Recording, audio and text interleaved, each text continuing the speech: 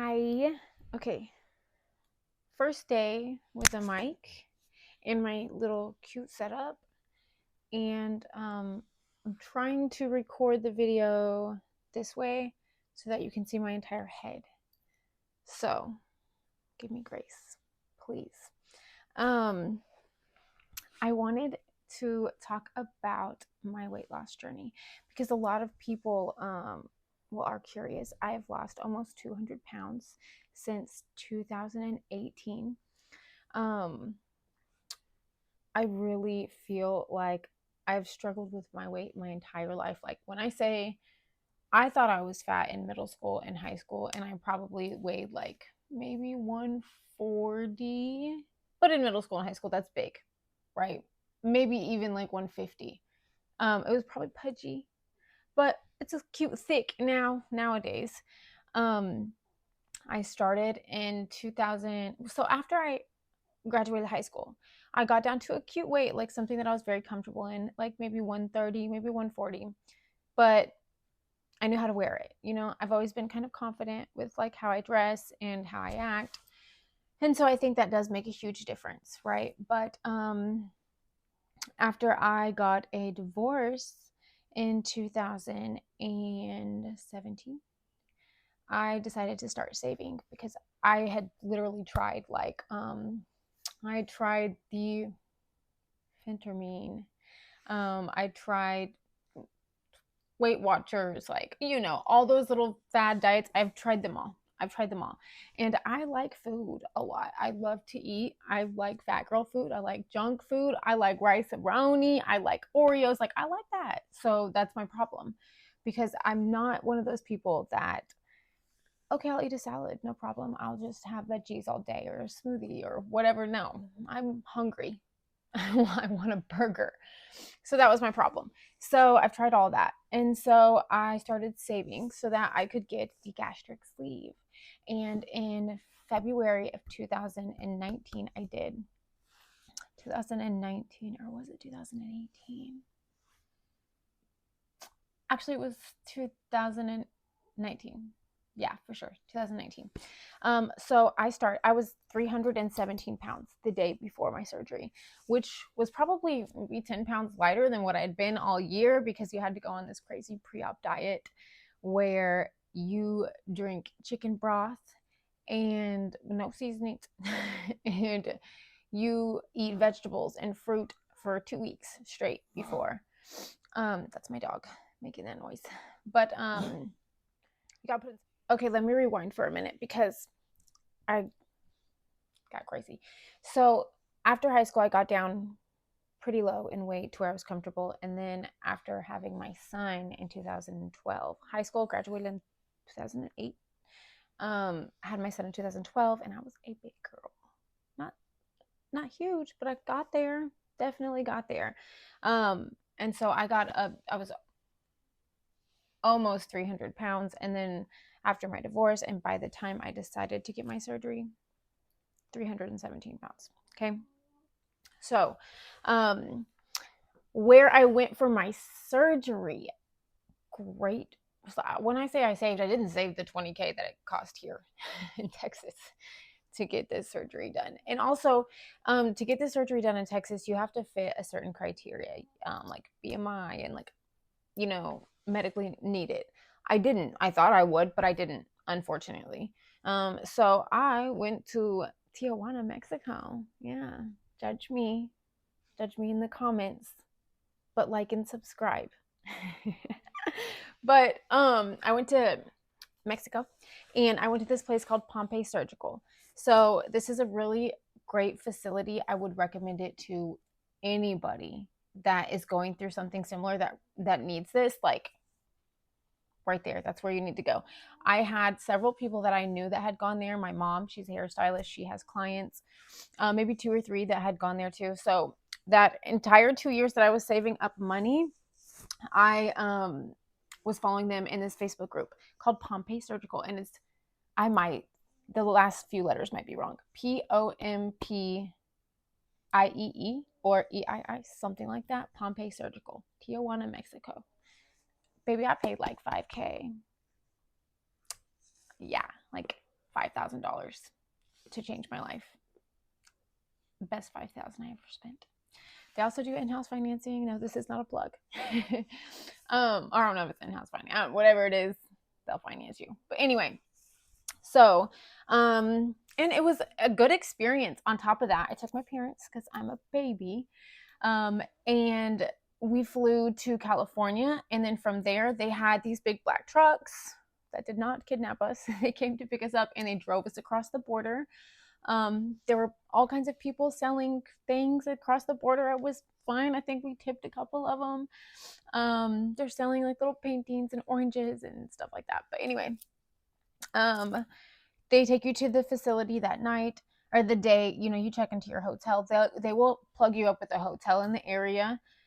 They also have an option to stay at this nice. Okay, there's also an option to stay at like a beach. That's what it is, a beach house. So after your surgery, you stay in the hotel for like 1 or 2 nights, and then you can go maybe another 2 nights at this beach house where you take your companions, which in my case were my parents, and they have people that take you like to all the little shops and stuff during the day if you want to, but also there's somebody there that's like a dietitian or a coach that's teaching you how to eat now.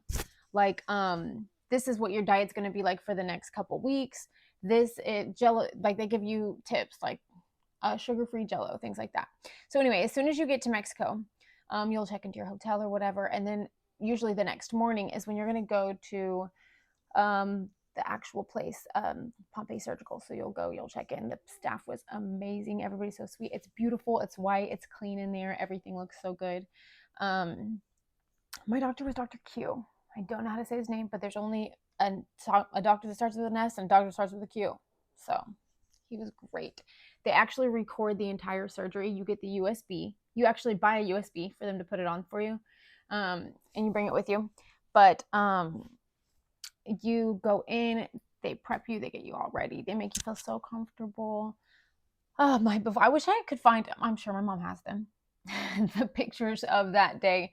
When I look back at myself, I don't even recognize me. When I show my son photos of me, who's now 12, he's like, that's Photoshopped. He doesn't even remember me being that big.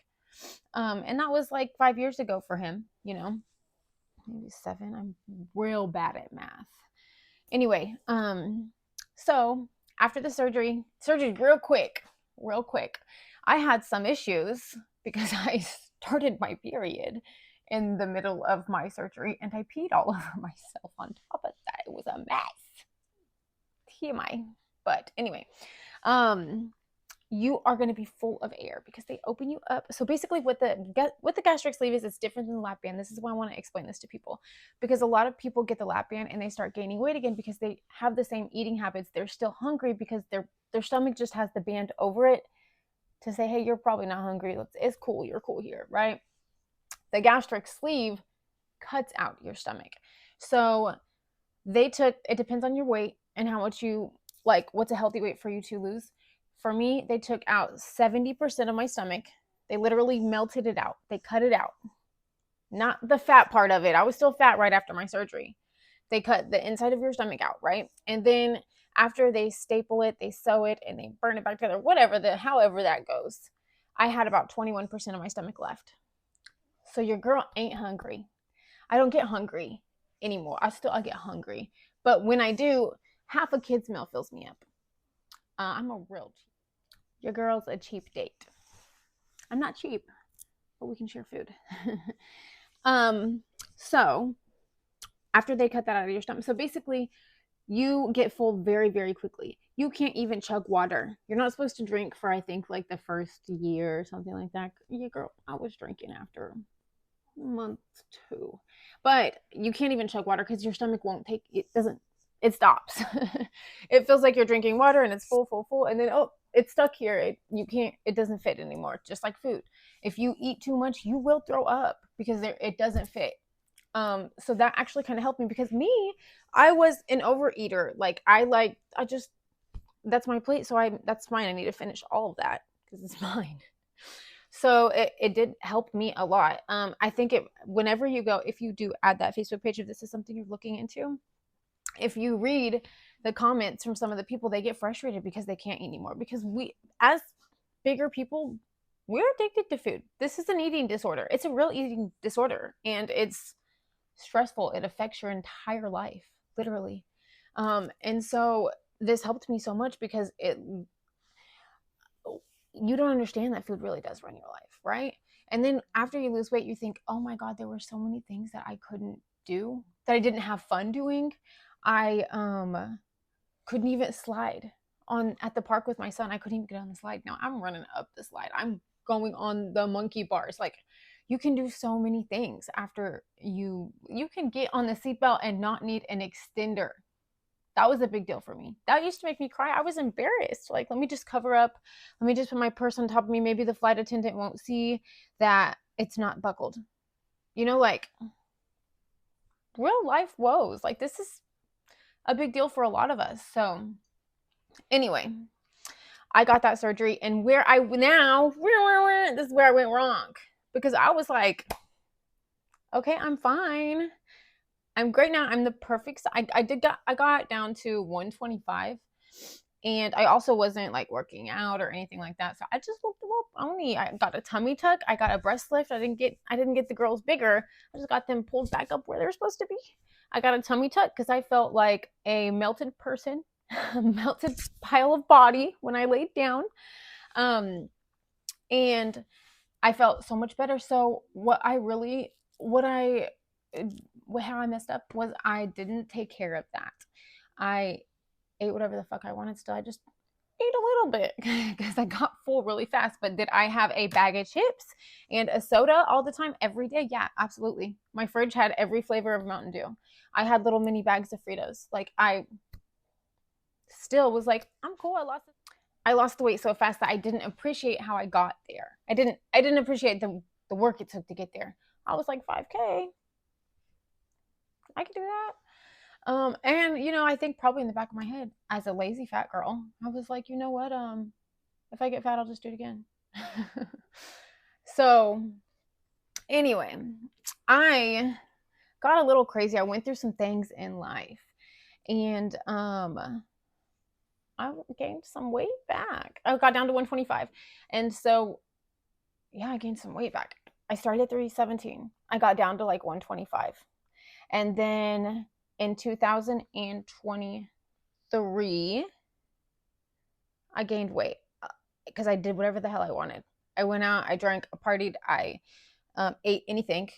I woke up in the middle of the night and ate. I went back to all of my old ways, and I was up to 220. So like I said, I can carry my weight well. I think I'm cute no matter what. Okay, you should too. Everyone should think they're cute no matter what. But am I happier when I'm thinner? Yes. Can I move more? Yes. I can dance a little better too. But all that went out the window because I didn't care anymore. I was going through some things, and I just didn't care anymore. So I got up to 220, 219, something like that. So I started doing, I should plug my girl here, H-Town Aesthetics. I started going to Myra, and I got Tirzepatide. So it's very, very similar to Ozempic, but not. And if I can explain this the right way, I might sound wrong because I am not a doctor or a PA or a nurse or nothing like that. But it's kind of like Mounjaro. I think people use that too. It's very similar to the common drug Ozempic, but it has 2 receptors. So 2 things that make you think you're not hungry instead of just 1. Perfect for me because I have a fat girl mentality. I've probably told you that before if you've watched other videos. I like food and I think about it when I'm not hungry. So this helps me not think about it at all. I really, like, I wake up in the morning and I'll have my water, and I'm really good at drinking water now too. You should drink Liquid Death. If you used to love soda, if you like soda and you're trying to stop, Liquid Death is in a can. And so it makes you feel like you're drinking soda because the crisp pop. And maybe it's just the taste of like the aluminum can that it's sitting in. I don't know, but a super cold Liquid Death is everything to me. I don't even crave soda anymore. I don't like soda. If I take a drink of it, I'm over it in a minute. And I drink that water all day, every day. So anyway, I won't eat until maybe lunchtime or so. I'm not saying that. Okay, so back to these shots. So I started to, so I knew I messed up last time by doing anything I wanted. Okay. I just wanted to kind of give you an overall of how those shots work, right? I knew I messed up because I did whatever I wanted with my eating schedule still. So this time I was like, God, please, if you let me get skinny again, I promise I won't fuck it up. I'm keeping that promise. Okay.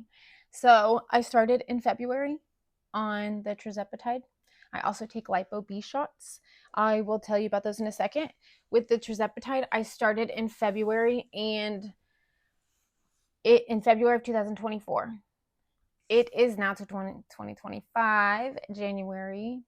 I was 220 then. I am 127 as of this morning. 93 pounds. 93 pounds in a year. Less than a year, because I started in February. It's January. And I did go to the gym a little. Okay, let me not say I did. So I didn't start going to the gym until after I lost the amount of weight that I wanted to lose, to be really honest. But I know I'm going to keep it up this time with doing the right thing. So it wasn't that hard of a diet because I wasn't hungry and I didn't have cravings. They stopped the cravings. So it helps you it curbs your appetite, but it also, you like, if I want a piece of chocolate, I can take a bite of it and I'm over it right after that. So it really, really helps with that. You don't sit and think about food all the time at all. So I do make healthier eating decisions, right? Instead of the fried chicken sandwich, I'll get grilled chicken sandwich and maybe just one piece of bread. I don't know if this is just because of my gastric sleeve, but I get full very quickly. Still very, very quickly. So when I am hungry with the Tirzepatide, I still get real full real quick, you know? So that might work out in my favor too. But whenever, with any diet, you'll kind of hit a plateau in the middle of your weight loss journey. So I started in February, probably like April or May. I started taking, probably May. I started taking Lipo B shots too. So that is, they have all the B vitamins in there, all the important ones. So you get all the benefits of taking B complex or B12. And it's with the lipo shot too. And that shot doesn't give you lipo. That'd be great, but it's not that. It helps you process your foods and break down foods differently that you digest. So with Tirzepatide side effects, maybe you'll get a little bit nauseous until your body gets used to it. You'll be not hungry at all. Skinny is another side effect. Real cute, another side effect. Constipated. Constipated is another side effect. And did I say skinny? Skinny. So after I started taking the Lipo B, actually it helps you use the bathroom a bit. So take with caution on the day you're going to take it. Don't eat bad shit. Do not have those chicken nuggets unless you have a toilet near and you're not going on a road trip and you're not with a cute boy. Because anyway, so I would take my Tirzepatide on Sunday or Monday, whichever, I don't remember which day, but you keep it on the same day every week, right? Your doses go up every few months based on if your body actually needs that. And then I would take my Lipo B on like Thursday, like 3 or 4 days after, because I wanted it as like a booster in the middle of the week. And it might have just been in my head, but I have to play mind games with myself sometimes, right? I have to pretend like my water is soda because I know me and I know what to do to help myself, you know? So yeah, I love my drugs. I have the best drug dealer in the world, Myra, H-Town Aesthetics in Katy, Texas. She has a second location in Richmond. She also does laser hair removal, the skin pain, hydrofacials, everything, all of that. Actually, I will put her Instagram handle in the description. So I need to figure out a way to how to put my pictures on this video. But you know what? In the meantime, I'll show you. I forgot I had my little iPad over here to show you. So here is a before picture. This is in 2018. You see my ring light in the background? Sorry. Anyway, that's me, y'all. 2018. My homegirl sent me this and I was like, bitch, delete that. throw that away. I'll show you another one from 2019.